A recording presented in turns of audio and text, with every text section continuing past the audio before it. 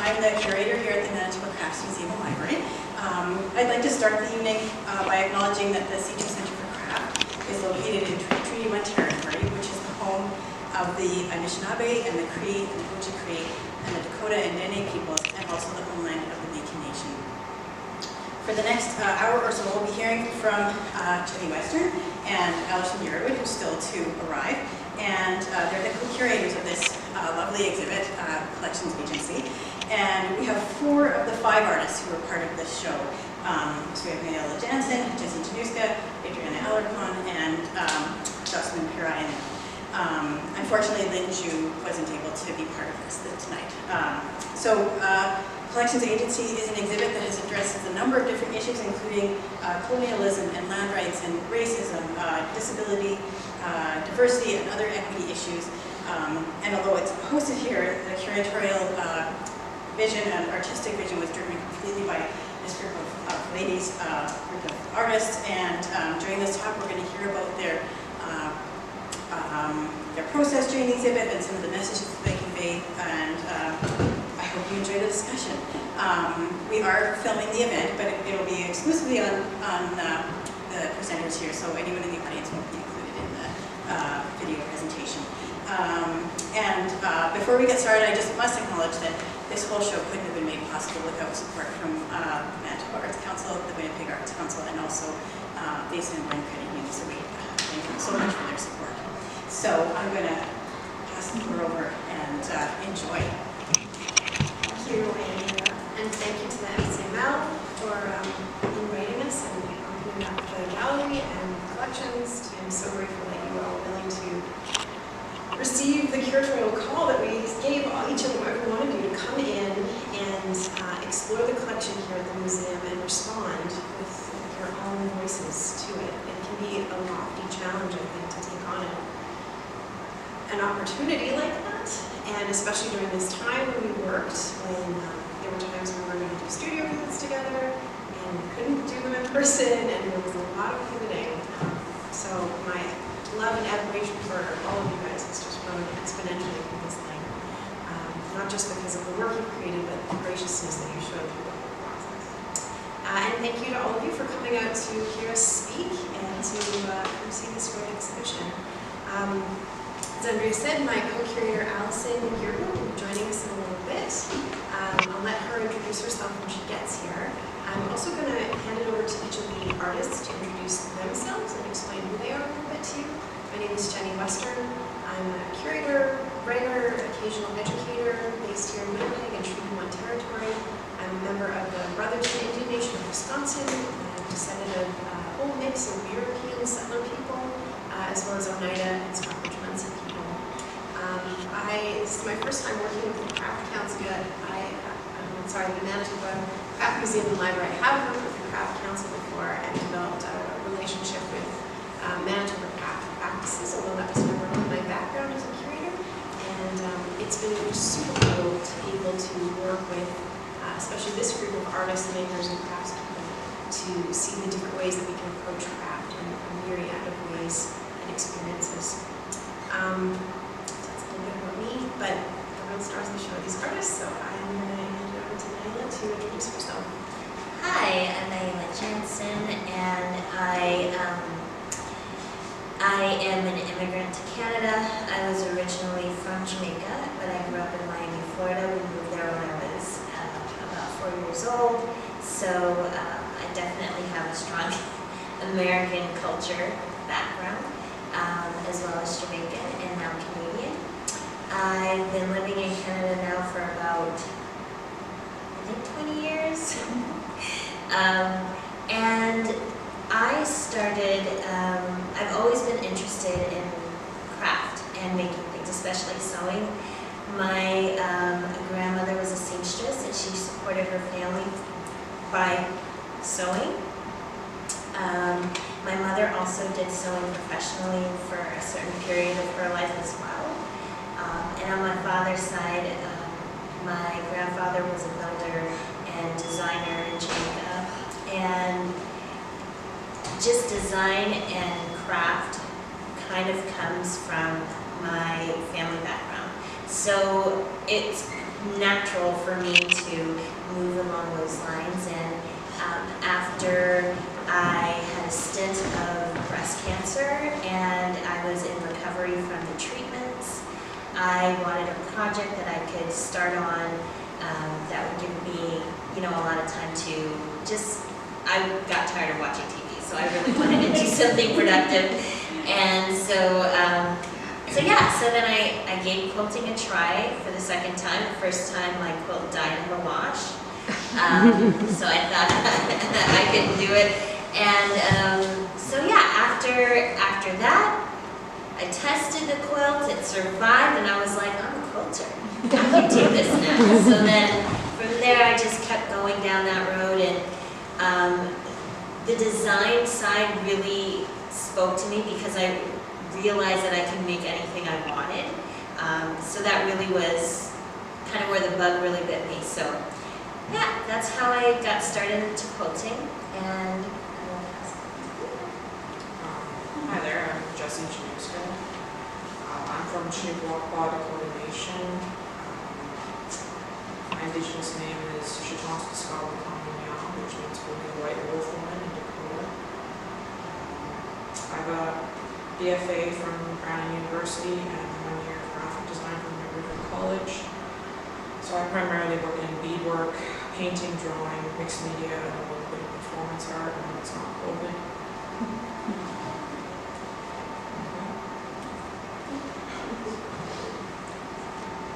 I am Adriana Alarcon, and I'm originally from Guatemala, and I'm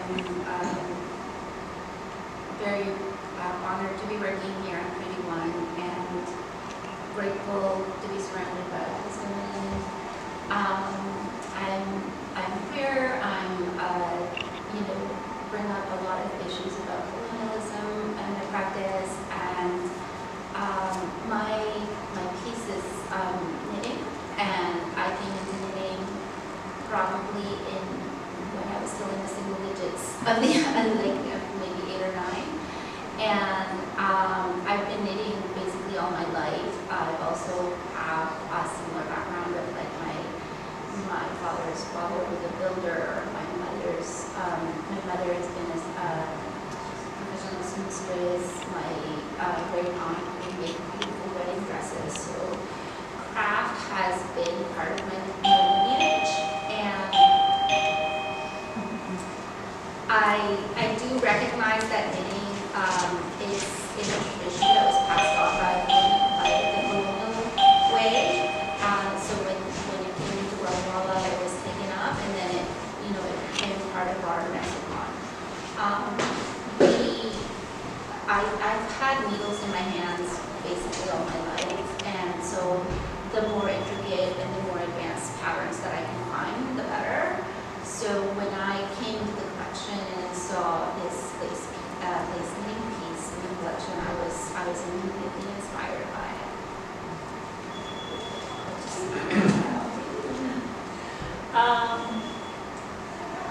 Atira Jocelyn,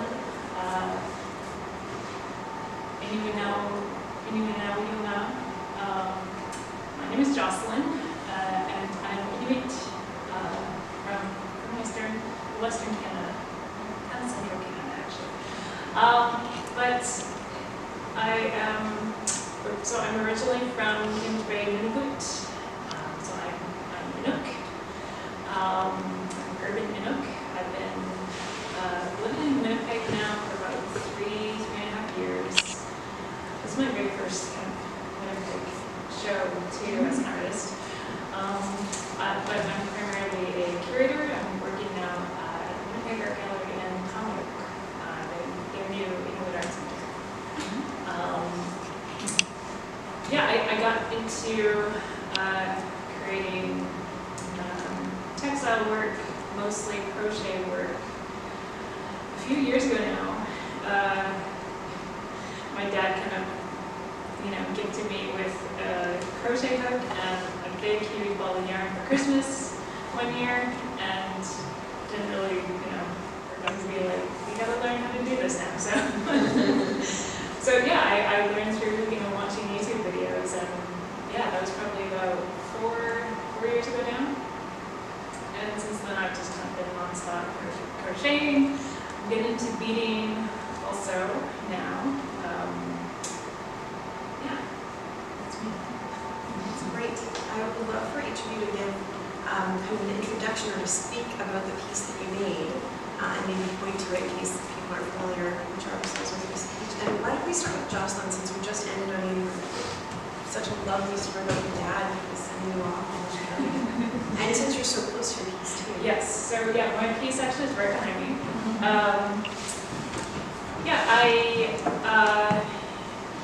When I was first approached for this project by Jenny and Allison, I really wasn't sure what to really make. I figured it was it probably would have been something crocheted, and so I looked in the collection to see what I could respond to, and I kind of fell upon these kind of bread liners. So here you'll see, and initially it was this bottom one. To me, I'm not so fluent in French, in speaking French. So of course my English speaking brain is just that reads out as pain. I thought it was kind of a funny thing for somebody to actually go out there and crochet this word into a bread liner. And then it took me a good minute to be like, oh, this actually did happen. I knew I kind of wanted to respond in this humoristic way.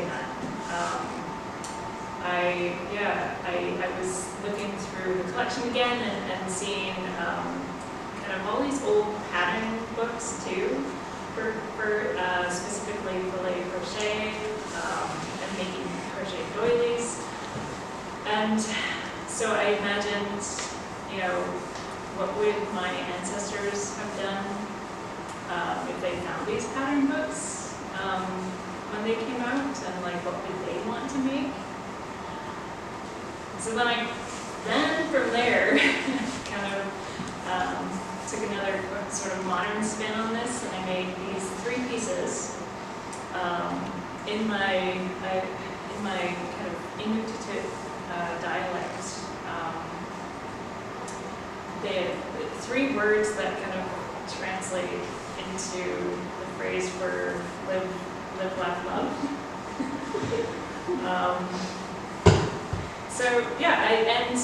And I also used yarn that is made from kiviot or muskox, muskox fibers. Muskox, they're animals that you find mostly in the north, and their yarn is the yarn that you make from their fibers is so warm, really woolly. And then also there's another yarn that was kind of made with Arctic hare and Arctic fox. So I wanted to bring the aspect again of connected to Nunavut, to the land of my ancestors. I think that's what I would remind you. I wanted to have fun with it.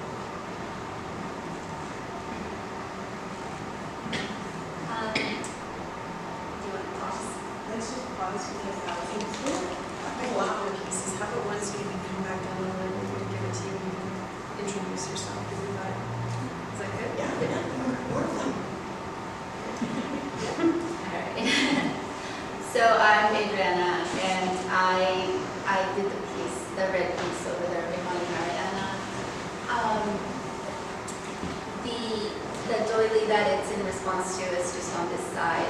And when I came into the collection, I think there's these stages of being invited onto a show like this, and then having this tremendous honor of being able to go back there and visit with all these pieces that, the handmade blood, sweat, and tears kind of just atmosphere is in that room. And so you're really precious with everything. And I was drawn to so many things, like you can look at any number of types of craft, right? So I asked Andrea if there was any lace knitting, by chance maybe, if there was such a thing, and of course there was, and she pulled everything out so carefully. And it was just such a treat. Like I sat here like just counting stitches, like trying to see how people did this, right? Lace knitting traditionally is always white. Is always done on like diminutive needles, and it's always kept really crisp. It's always kept really like starched. So it's usually along the line of collars or sleeves. So there was some really interesting pieces there. But what caught my eye from this piece is that I recognized the designer. Like I recognized the particular style. And it spoke to me in terms of what it means to me to have this practice. Like what it means to me to be a knitter and to treat that as my artwork. Because half the time I'm like, I'm not an artist, I just knit. But it brought a sense of like,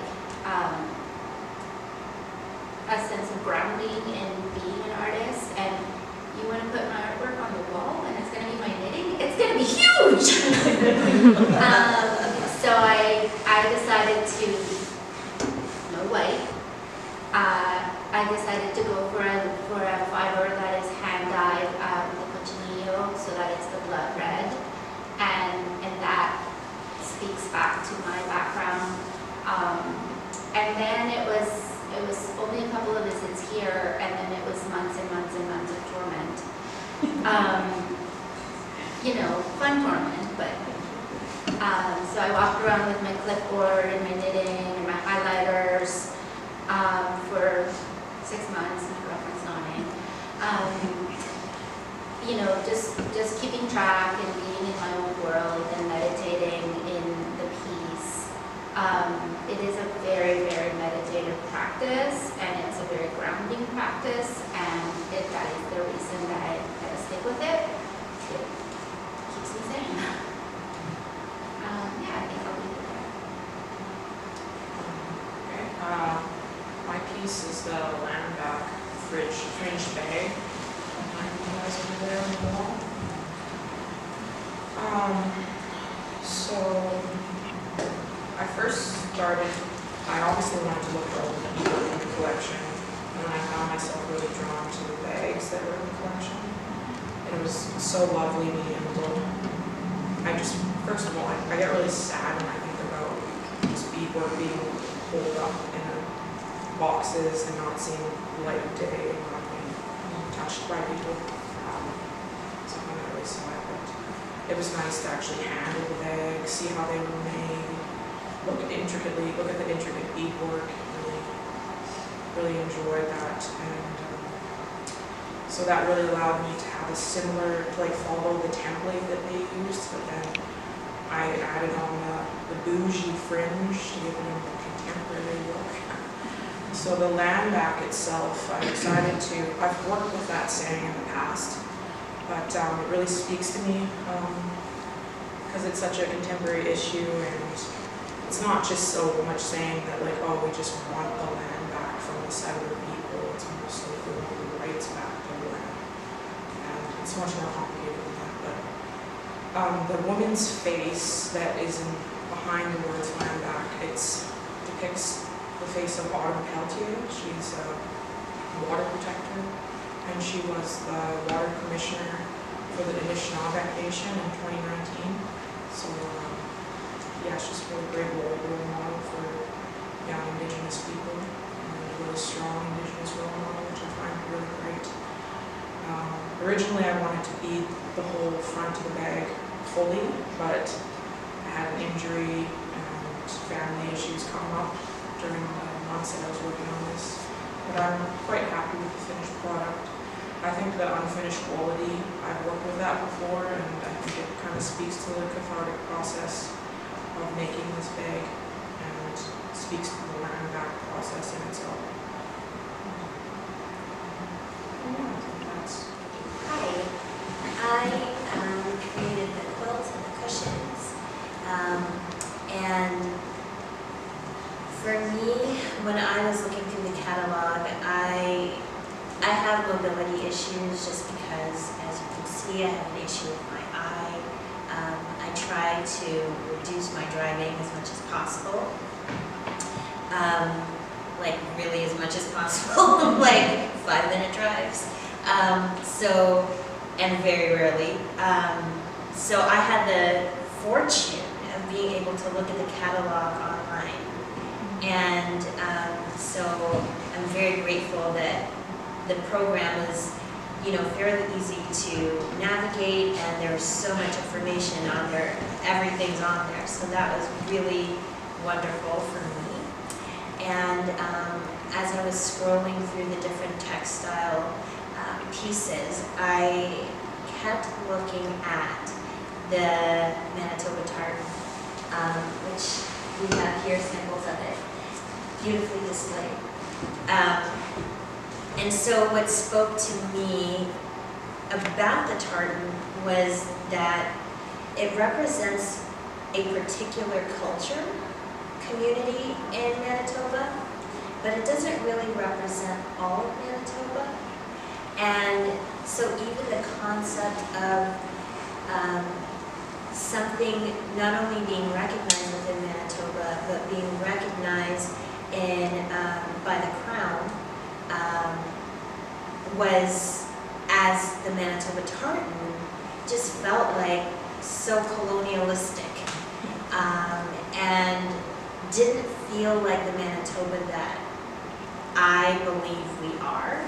And maybe part of that is just a hopeful belief, like the kind of Manitoba I want to live in, what I believe that we're building as a community. I wanted to create something that spoke to inclusion, that celebrated our differences and our unique personalities, gifts, strengths, backgrounds, all the things. And so the tartan is, the inspiration behind it was the Red River settlement that was built, I'm not using all the right terms, so bear with me, by Lord Selkirk. And so that Red River settlement was actually Winnipeg. So then I thought for like a long time, months, what can I do about Winnipeg? What can I do? And I was thinking about like the river and like going along that path. And then I don't know how I got here, but somehow I just thought about, Aurora Lights. And then I, started thinking about, okay, let's like explore, do some research on Churchill and just look and see kind of what the environment's like, what the Northern Lights are like there, and all of that. So, yeah, and what's interesting about the Northern Lights, how it works, which I'm sure some of you know already, is just there is solar energy or gas. I'm going to totally mix it up. Anyways, if you got one of those books, I have it written in there, just read it there. It's really cool.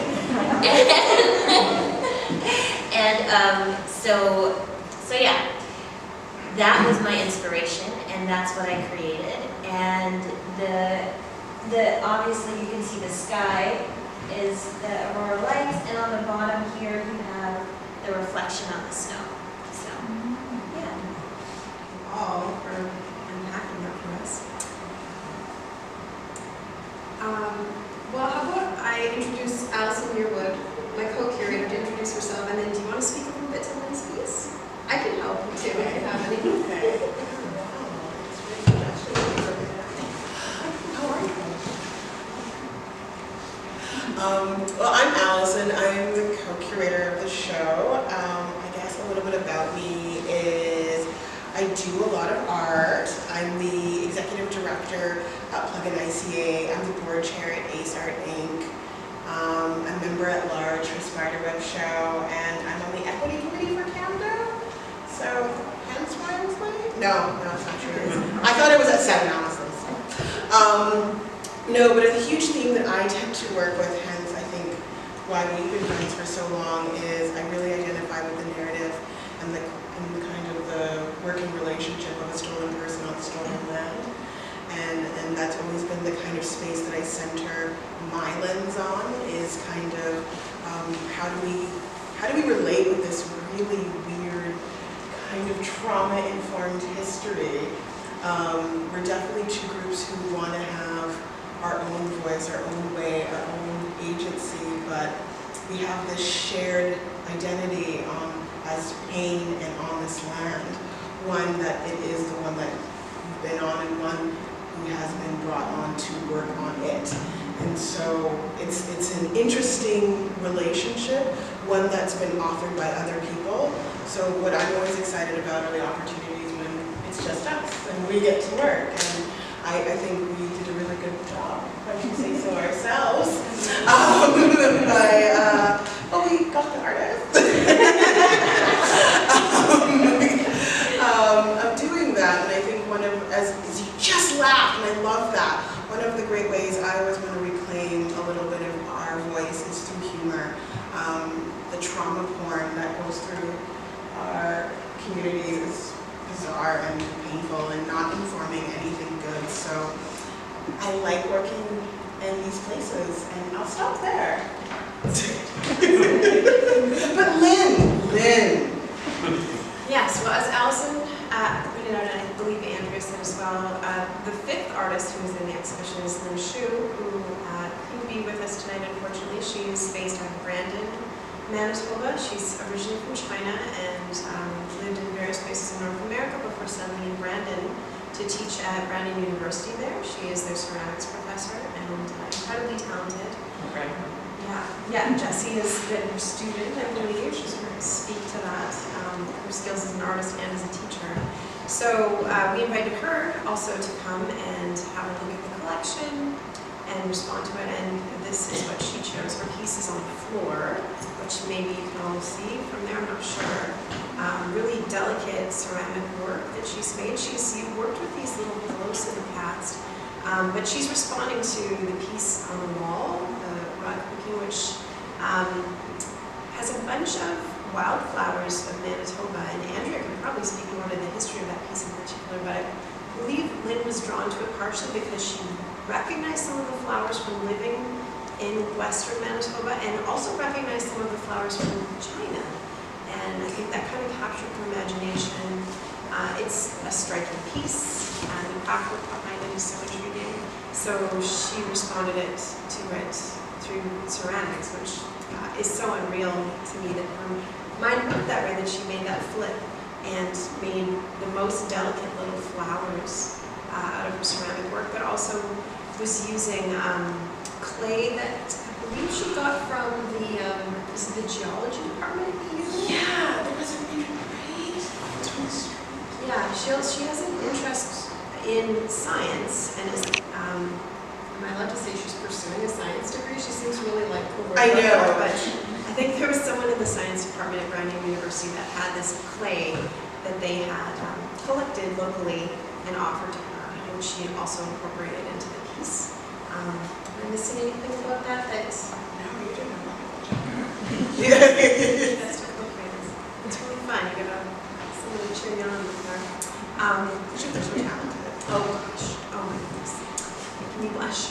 But yeah, Lynn is incredible, and I feel like with her work, as with all of your pieces, it's such an interesting way to work. I think generally, as a curator, and maybe you guys can speak to this too as artists, generally the process would be, I think the curator would call you up and say, can I come to a studio visit? And we would all go through your studio together and look at your work and pull some things out, or you talk about something that you were making and, oh, that sounds great for the show.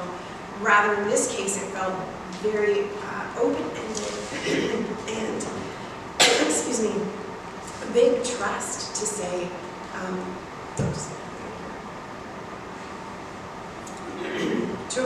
to approach U5 and not even know for sure if you would be interested in this trust fall of, hey, there's this collection that you're interested in kind of getting past the gatekeeping and allowing artists in to interpret any way they see possible, and how you would respond to that, how you would respond to the question to begin with, and then how you would respond in general. And it is so interesting to hear you, of course, speak to that, because you've taken it on in ways that I would have never guessed. So smart, so clever, so process and technically driven, but also thematically driven as well.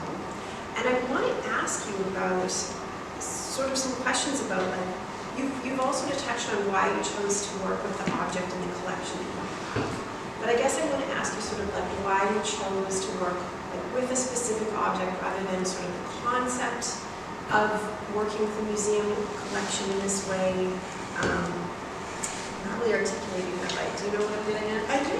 Like, well, you want to know why the object sang to them and why it connected, and then why they expressed that connection the way that they did. Yeah, does that make sense? Because the whole thing of getting pitched to you, of come look at this collection, there's so many different ways you could have come at it. Why did you each decide to come at it the way that you did? Or you know, if that speaks to anyone, that anyone can speak to Adriana, you're nodding. You got something? Yeah, so I think for me, like I mentioned, that lace work is always very small and very meticulous and sort of insular, and I was in a process of learning how to empower myself. I work with a lot of artists and teaching and working on women and artists being able to take up space and put their names forward, and I think I did that kind of coming onto this show and being like, hey, I'm an artist too. I'm going to take up space. And so like the idea of taking something teeny tiny and responding to it in sort of a very like loud and big way, of being able to take up space, to say, to use this as a portal so that we can then be able to communicate and talk about these issues that we're all bringing up through our pieces. So yeah, the piece is very meditative and sort of insular, but I also want it to be like a reflection. As Nyla says, like we're not really seeing ourselves in some of our pieces, so we have to create pieces where we do see ourselves and what we, as like for myself, how I want to be seen. I want to be seen as someone who is allowed to take up space and is strong and is wrong. So that was, for me, that was one thing. And the other thing that I can talk about is the detail and the attention to the rhythm within the piece and the challenges within it, and how that, to me, having a disability, I use knitting as a way to continue in spite of having a disability. Like I don't let it stop me. I'll be working and I'll be like, my hands hurt. My hands are cramping, but I don't allow it to stop me. And I do know a lot of craft people who have stopped either because of fibromyalgia or arthritis or rheumatoid arthritis, and they just stop. They can't do it anymore. And I use my knitting as a means to maintain my flexibility and my grip strength and everything, and to be able to continue making. So that's something that to me is very important. So the more intricate and busy that the pattern is the more I can challenge myself. Jocelyn, you were nodding along in some vibration of Well, I felt the same way too when I was making the line, but crochet and knitting too. A lot of it, I feel like a lot of people were kind of put together. Even though I'll definitely point out to them, I crochet, I don't knit. but it was still kind of the same process too. It was, you know, a lot, I used a very fine needle, fine thread, and a fine wool. And I wasn't anticipating either how large it was going to be. I also figured, you know, from the pattern I was making on paper that it would be one size, but then it actually turned out much longer than I anticipated. But I kind of love that though too, in finding out that like during the process of it, and again, just like trying to remember and count all the stitches that I've gone through too. It's a lot. And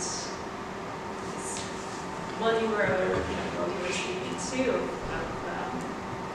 you know, saying like, you know, take up my space. Yeah, you know, that was kind of one of the reasons too why I wanted to use my own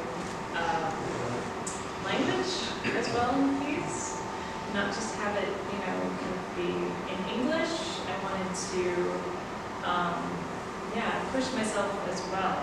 I'm going through a lot of like my own language revitalization. I'm, you know, learning again to kind of speak my own dialect of Inuit, which is a very small population in Nunavut speak this particular dialect. So for me too, it was kind of like, yeah, kind of a reclamation of it.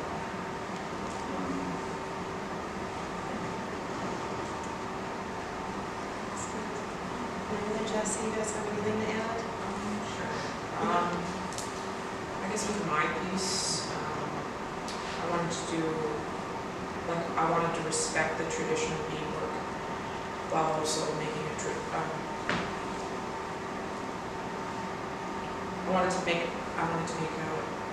I wanted to respect the traditional beadwork but make a contemporary response. So the Marionback piece allowed me to do that. But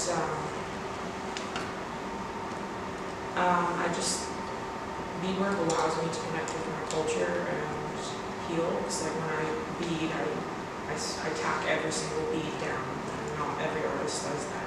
Sometimes they tack every 2 or 3, but the tacking of every one is kind of an act of healing for me. So, and it's like a cathartic process, and I do it really slow and meticulously, and I'm very careful about and take my time.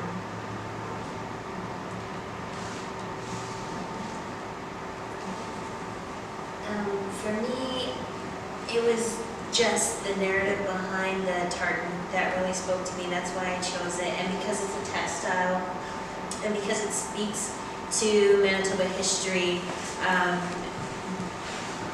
You know, for me, it was more about the Manitoba I want us to build, and that sounds very possessive from my opinion, but I just believe that what makes Manitoba so great is when each of us are given the space in the room to shine authentically, and that goes beyond race, that goes, you know, beyond gender. It goes into so many different nuances of expression, and I feel like when we lead from that place, when we are the place where people authentically shine and come together, playing each unique roles. One thing I will say that I do remember about how Aurora Lights works is like the reason they're different colors is because each gas in the atmosphere, so there's different gases that live in different levels of the atmosphere. And so each gas, when it collides with the solar energy, it creates an explosion that creates the light. So each light that you see, each color, is specific to the gas, the unique gas. So imagine if Aurora Lights were all green. It'd be pretty, but it would lack depth and personality. And it wouldn't be a worldwide phenomenon, right? It would be cool, but people wouldn't be as crazy about it as they are. People travel to different continents to see aurora lights. And that's because of the color and the way that it moves and how it flows together. It's like a dance, right? The lights are dancing in the sky. And I feel like when we are our authentic self and celebrate it for who we are, as a collective, we can create beautiful things when we're allowed to flow and move as we uniquely are. And so for me, that's the thing that this is beautiful. Like, this is meticulous and this is beautiful. I absolutely love it, but I don't feel a connection to it. And so I wanted to create something that hopefully Manitobans can all feel belonging. It's beautiful. Thank you. For mayor, yes.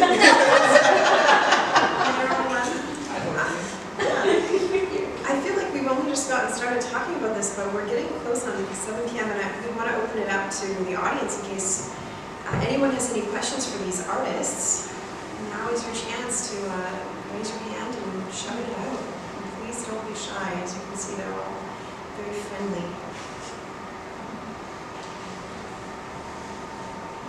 Yes. Jesse, you mentioned you had to change course part of the way through the piece. Can you tell us about how you did that, how you felt about it, how you made the decisions, and maybe if anyone else had a similar experience where you had to change the piece partway through? Yeah, I had a wrist injury during the process of making this piece, so that really sucked. I was really worried about finishing it at all, so I persevered through that, and my grandma also passed away from cancer during that time, so it was also very difficult emotionally, so I had to adjust the way I was going to finish the beadwork. So the beading of the hair was an experimental process, because it's making long buccal beads, because I was trying to make it more look like hair, and then beading the land back itself, the letters in buccal beads mostly. Also experimental, and then the face was supposed to be fully beaded, but then after I started doing the bits and pieces like the nose and the mouth and the eyes and eyebrows, it was feeling more complete to me, because the land back in itself is a process too. So it being unfinished, I thought was okay.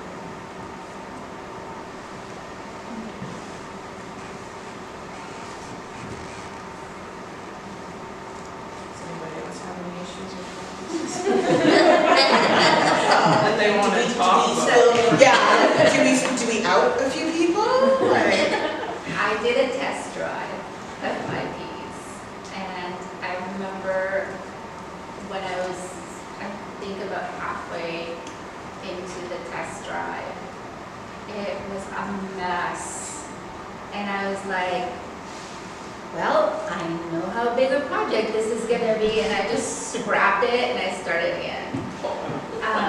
Because the test drive was never gonna look the way this one does. Had some very giant inherent mistakes from the beginning. And the thing that happens in lace knitting is if you miss a yarn over, it's like missing your exit on the highway. Like, you're gone. Something else is going to happen now, and a yarn over is what creates the empty space in the knitting. And it's mathematical. It's like 1 yarn over, next row is 3, next row is 5, next row is 7. So before you know it, you've lost a full chunk of your pattern. So it was fun for me to teach myself how to read that graph in a particular way, and then to be like, okay, I've learned what I needed to learn. I've made the mistakes I needed to make in order to learn how important it is to keep your stitch counters handy. Thank you. The stitch counters, and yeah, I just started over. Oh, really persevered. You were so beautiful. I have a question. I have a question for Jocelyn. Why did you specifically use the phrase "live, laugh, love." I know that a lot of people use it ironically right now, so I'm like, was it ironic? Unironic? Yeah, I mean, I thought it was like a cheeky thing. Like Allison was saying, the use of humor in art is not really, it's not a big thing. And I really wanted to use humor though. I didn't want it to be too serious. I wanted to make kind of light out of it, and I feel like that phrase is just, you see it everywhere on kind of very, kind of kitschy things, and you can really find it anywhere. So yeah, I wanted to just use it in that kind of cheeky, kitschy way. Love that. And yeah, I'll say too, like when I was making my piece too, I wasn't actually thinking of hanging it either. That was again kind of this decision when I was sort of wrapping it up near the end, trying to get it finished. And doilies, they're meant to be kind of laid out. But then yeah, again, these two, going by like how long they were, which again wasn't what I was anticipating, and also like I wasn't anticipating either like the difference in length for each of them. It's the same stitches, same amount of stitches for each yarn, but I guess it was just the way that the yarn is made too. It just elongates it. So yeah. That was a few things that I kind of, just went with. I had to go with it, so.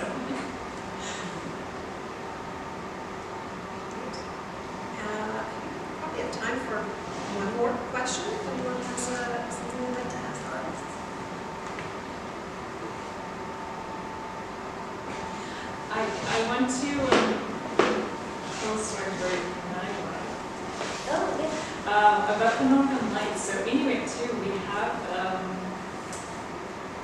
this kind of myth around the Northern Lights that they're like our ancestors, that they're like our ancestor spirits. But when I was a kid growing up too, in Nunavut, I lived in Nunavut up until about I was 10 years old. And yeah, really beautiful and everything. But I was told when I was a kid not to whistle at them, or else our ancestors will come down and chop off our heads. I don't know what that really is about. I don't know what this is. Don't miss it. So I'm like, No, apparently you haven't whistled that. I have not. No, I haven't. I took that pretty seriously. Yeah, there's other myths of whistling in other cultures. Yeah. To talk to that, if you listen closely, they make a sound like that, and maybe perhaps if you've been under the Northern Lights, they make a sound, or there maybe I feel that they make a sound, but I think maybe you're supposed to pay attention to them with everything. And if you're sitting there whistling, it takes away from what you're experiencing. It's a response. I thought that was a fun story to tell you too. I love it. Thank you for sharing. That seems like a good note to end on. If anyone wants to chat with the artists after, they'll probably hang out for a little bit at least. So after you try to ask up here, you can probably ask them one-on-one afterwards. But thank you all again for coming out tonight, and I hope you enjoy your evening.